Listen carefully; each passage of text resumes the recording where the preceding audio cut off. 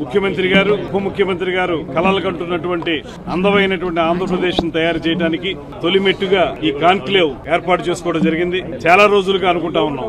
ఈ పార్టీ అధికారంలోకి వచ్చిన తర్వాత, ఈ కూటమి ప్రభుత్వం వచ్చిన తర్వాత పర్యాటక రంగం ఏదైతే గతంలో నష్టపోయిందో దాన్ని పునరుద్ధరించాలని ముఖ్యమంత్రి గారు ఇచ్చినటువంటి తోడ్పాటుతోటి ఇవాళ ఒక అద్భుతమైనటువంటి పర్యాటక పాలసీని తీసుకురావడం జరిగింది. Tourism policy 24-29.